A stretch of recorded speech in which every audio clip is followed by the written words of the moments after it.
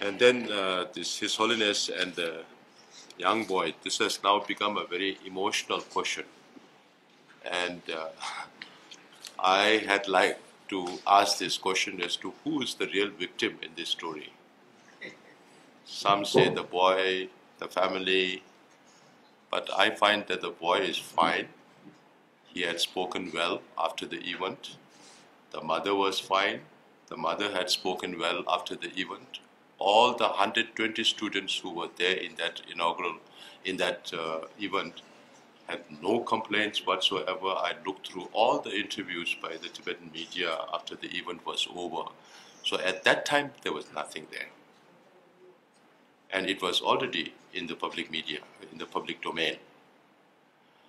And then, now, the fact of the matter is, His Holiness is now 87 years old, is going to be 88.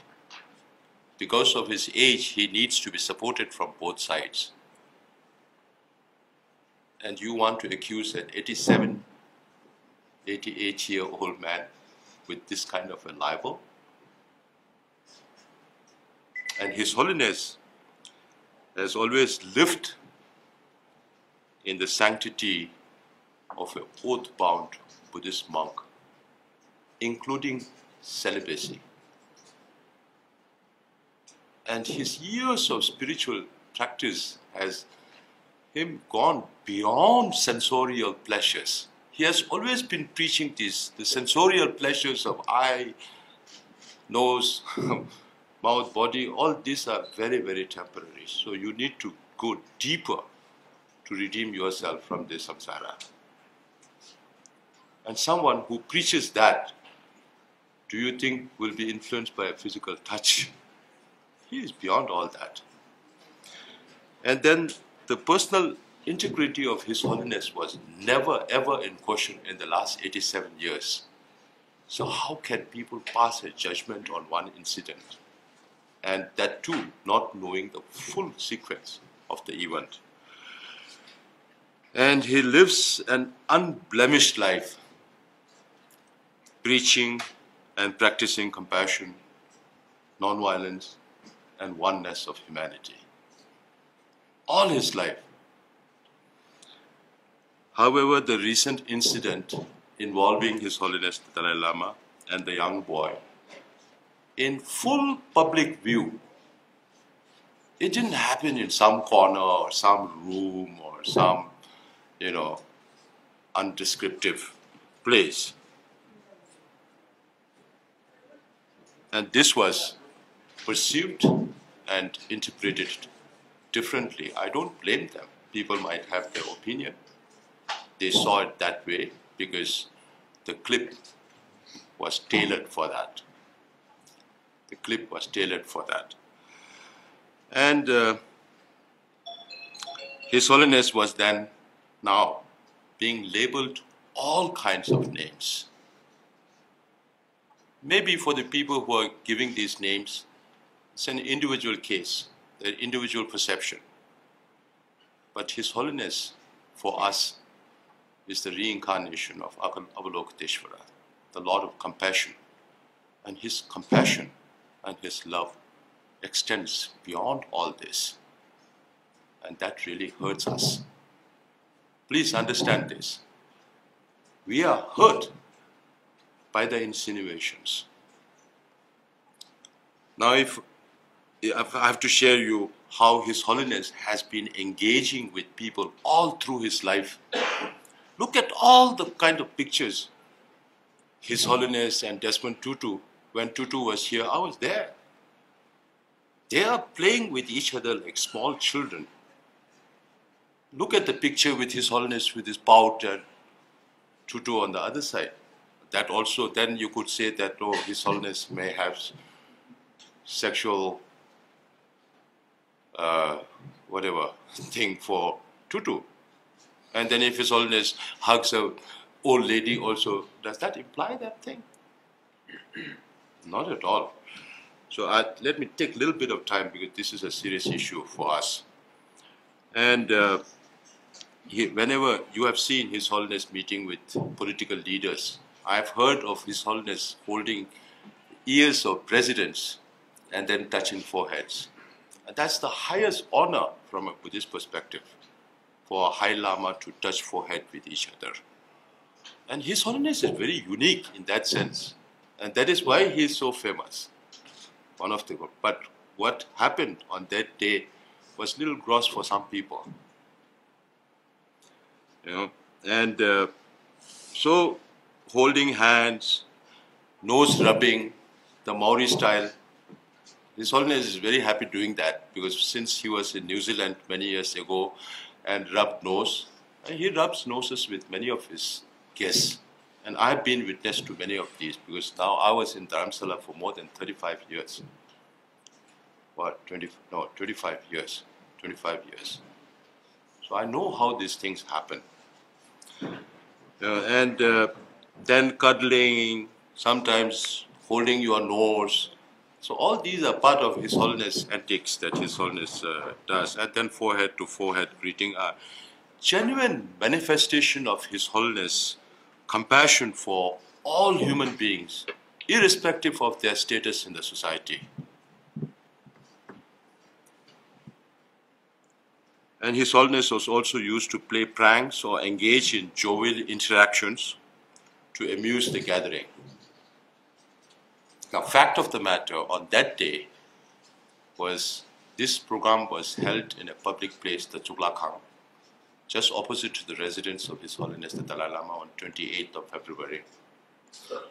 There were more than 120 college-going students, part of this M3M delegation, who asked to seek his audience. And it was a public event that was covered by the media. And all these happened publicly, not everywhere else or anywhere else. And it was the same boy who we are envious, because he got this opportunity to welcome His Holiness, hug His Holiness, all those blessings he got, but others perceive it differently. And it was the same boy, when His Holiness arrived, he broke the coconut to welcome His Holiness. Auspicious welcome. And then 2 members of the M3M delegation spoke at that event. Then His Holiness spoke at length about the topic. And the seriousness of that topic, nobody talks, because that doesn't benefit anybody. That doesn't increase the TRP. You know, and then, after His Holiness spoke, it was question and answer session. 3 elders asked the question. Then the 4th one was this young boy again. And if you see the video, he was asking His Holiness, can I ask one question? Can I hug you? His Holiness didn't even understand that, because His Holiness has little impairment in the left ear. So the translator was explaining to His Holiness that this boy wants to hug you. And His Holiness didn't hear well from the left. So on the right hand, another personal secretary of His Holiness informed His Holiness, this boy wants to hug you. Then His Holiness said, okay, come. It's not like His Holiness went on the boy and jumped on him. It's totally different, you know. And the boy's mother was sitting on the right-hand side, just next to Professor Samdong Rinpoche. And the mother was also asking the boy to come up. And just as we are Asians, we know how grandfatherly affection can be. But this went a little beyond, you know. So all these happened, and then His Holiness gave an innocent, grandfatherly, affectionate demeanor and greeted the boy. That was followed by His Holiness' jovial prank about the tongue. Okay?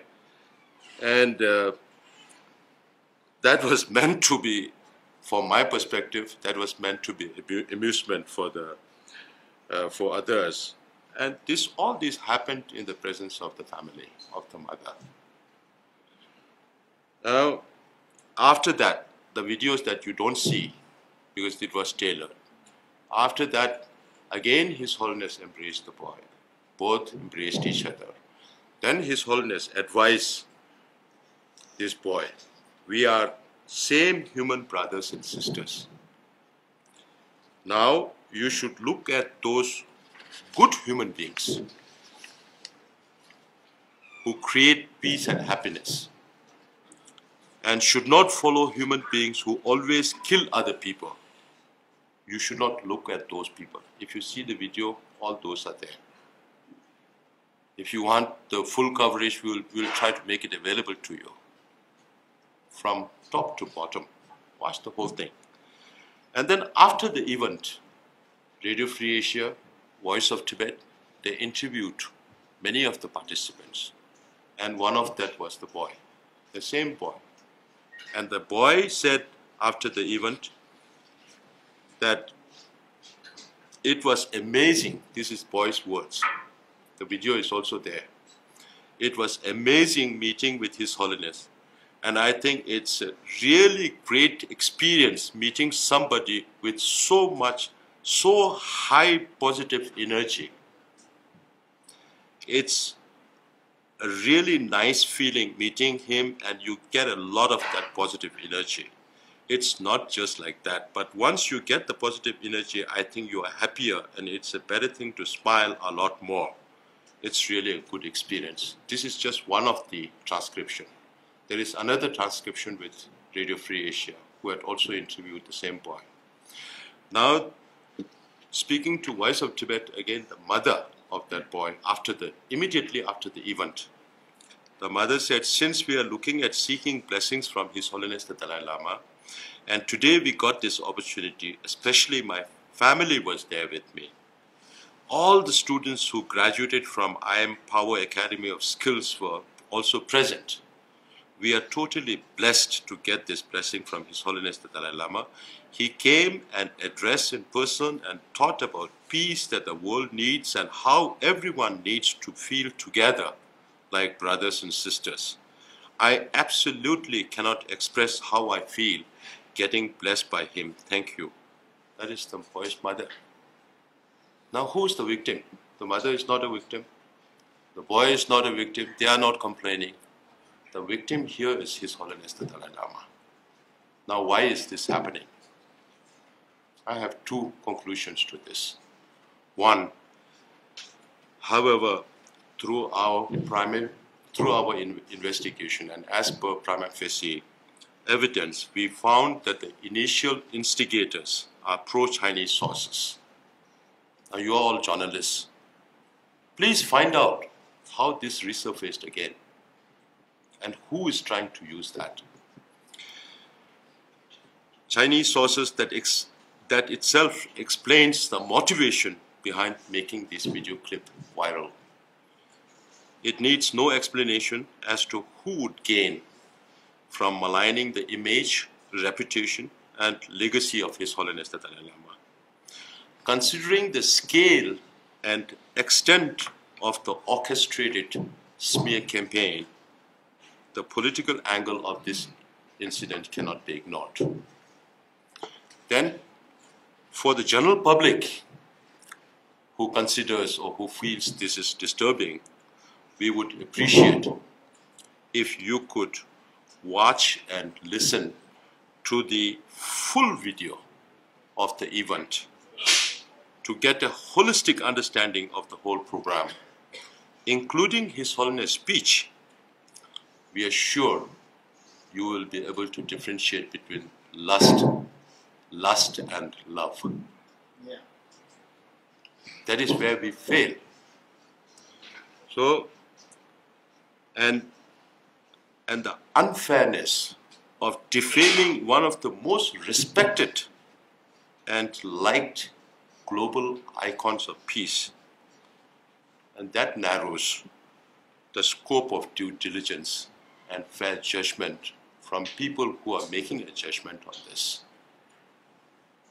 The Chinese embassy worked very hard to dissuade the FCC from inviting His Excellency to come and talk to the global media. I politely told them that India is a free country and FCC is a platform which is offered to people, and if the Chinese embassy has anything to say, they are most welcome to come and talk to us.